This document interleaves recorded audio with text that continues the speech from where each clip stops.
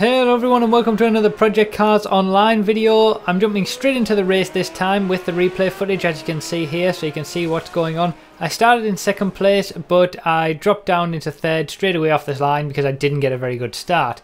Now, this lobby was another random lobby, but it seemed like the top few were of a reasonably high caliber, and most people in the lobby were pretty decent in terms of, you know, not having too many issues and not hitting people or anything like that. So much so that even I noticed before the lobby started that damage was turned on this race as well. So people were having to be very careful. Now there was a qualifying session for this and it had already started when I joined, but I joined right at the very end, managed to get a lap time which put me into that second place, but it was clear that the top few in this race were of a reasonably high caliber. So as you've seen there, I managed to get up the inside of that guy who did start on pole position, and that was important. I knew I needed to do that. He comes back at me, but I'm not going to give that up. I'll explain a little bit more about that later on, but the stupid physics of Project Cars drag us both off the track when we had a little bit of contact there, which is a bit of a shame.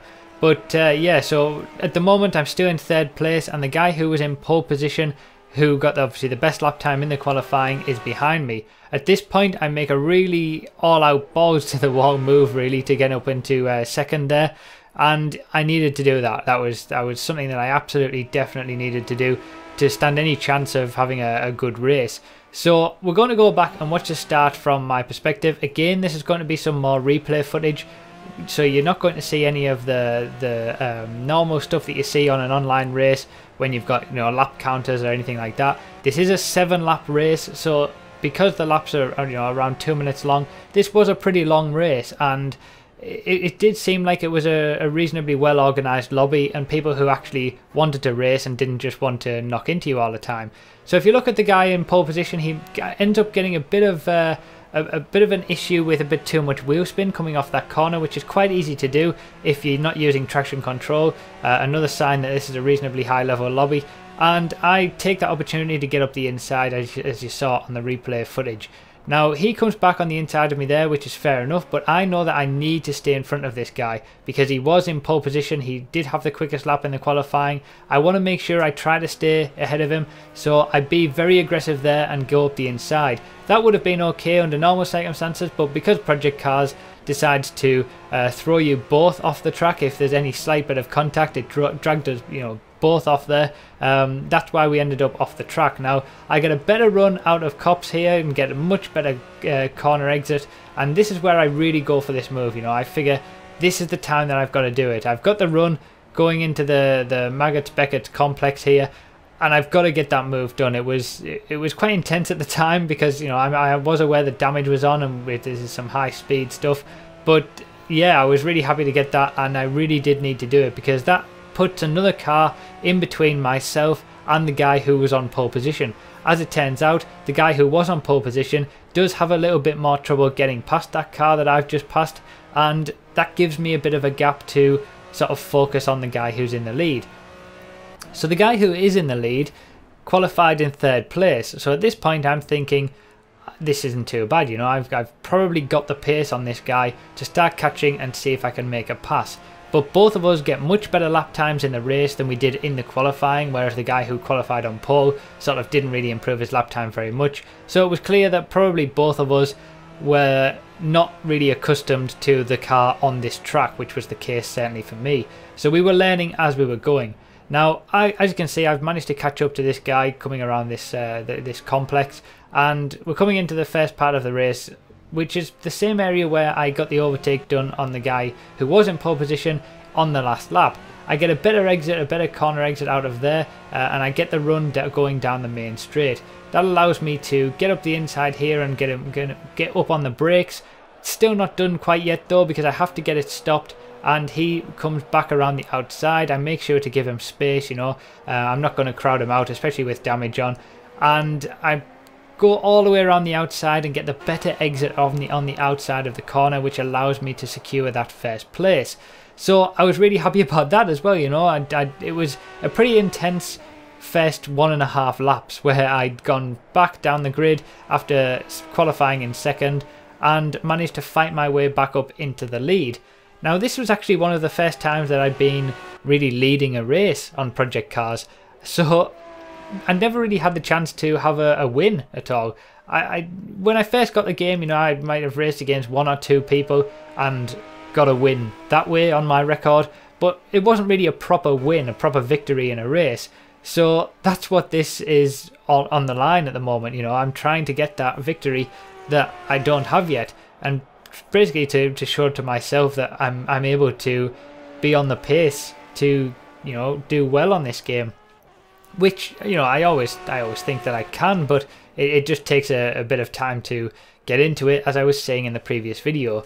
So something that I didn't really recognize at the time, as I was going around here in first place, is that not only was damage on, but higher tyre wear was on as well. That's not something that I'd actually experienced at this point, and I wasn't aware of it when this was going on. So when it comes to the point where I finally realize it, I have a bit of an issue, let's put it that way, and I lose a lot of time. You'll see it in a lap's time. I do lose a lot of time, and that was the first realization I had that tyre wear was increased. And because you can do that in the settings on Project Cars, you know, you can set the tyre wear to increase so that you get lower lap times, you know, you get less grip throughout the course of the race. Normally, you know, if it was on normal settings, it might take half an hour, 45 minutes before you need to change your tyres. When you set it to obviously higher rates of tyre wear, it's going to happen a lot quicker. So obviously this lobby was a fairly well organised lobby. Now, throughout the course of this race, you know, we're pretty much only focusing on the top 3 guys, maybe the 4th guy as well, but he kind of goes back a little bit. But we did have other people racing in this race as well, and it was great to see that everybody was racing reasonably well and not smashing into each other, even though they were all quite far behind off the pace, that certainly the bottom 6 of the race who finished. So this is where I have the issue. You know, as you can see, I had a little bit of a moment there, and I have another moment here where I get a bit too much wheel spin. Again, I'm not using traction control. It's exactly the same thing that happened to the guy who was in first place, who was on pole position. Bit too much power in that section, and it caught me out the fact that the tyres had less grip because the rate of increase of tyre wear was higher. So that was the first point where I realised, oh, okay, I'm going to have to change my driving style a little bit. Again, out of that corner, it happens again, you know, just putting a bit too much power on, which normally would have been the amount of power that I needed, doesn't work anymore because I've got less grip from the tyres. So I have to quickly adapt my driving style, be a bit easier in the corners, be a bit easier on corner exit and applying the throttle, and that's something that I'm able to do here very, very quickly, as you can see, and I'm able to get that gap again to the guy in second place pretty quickly there. It was a tense moment, you know, especially considering I'm having to deal with all of this pressure of being in the lead straight away. I'm having to deal with that for a good 10 or 15 minutes of the remainder of the race, you know, a long 7-lap race. It's not your normal sort of over in a few minutes race. I did have to deal with that pressure because the 2 guys behind me were on the similar pace to myself. The guy who did qualify on pole position is in 3rd place at the moment and ends up getting the best lap of the race by about half a second. And yeah, I had to deal with all of that pressure, and the point where the tyres started to wear out a little bit, I was feeling a bit, you know, even more pressure. It was a tense moment when that was happening, but I managed to cope with it quite well. Adapted my driving style to be able to deal with the lower tyre wear there, lower tyre grip, I mean. And this is, I've skipped at this point to the last lap because nothing really happens at that point. As you can see behind, you know, I wish I could show you the battle that the 2 guys behind are having, which was the guy who qualified in 3rd and the guy who qualified on pole position. They're having a good battle on the last lap here. It ends up the guy who qualified on pole isn't able to quite get past, so I think since he had so much trouble getting past the guy who ends up finishing in 4th as well earlier in the race, he probably had needs to work on a bit of racecraft, but he was very quick in terms of overall lap time. So yeah, they end up battling for 2nd and 3rd, but I'm at this point just sort of taking it easy and bringing it home for the win. So I was pretty happy about that. That was my first proper win, you could say, in very difficult conditions as well. You know, it was a random lobby, but it was quite a high level lobby as well. And that's not to say that there weren't a lot of other people in this race as well. We've only focused on the top 3, but there were, you know, 10 people at the finish. I think 14 people started, 15 people started and just quit out, because obviously, you know, people quit when they're not doing very well. But yeah, I hope you've enjoyed this video, guys. I wanted to experiment a little bit with the footage that you're seeing here. Obviously no footage at this point throughout this video of what I was actually seeing at the time, you know, with all the detail and, you know, speed counters and lap times and all that kind of stuff. Did you miss that? Is that something that you would prefer to keep having, at least in some way, on this in this series when I'm talking through the races? Or did you like this sort of different way of doing it with the replay cameras in 2 different ways? So yeah, let me know what you think down below. Thanks a lot for watching, everyone, and I'll see you next time.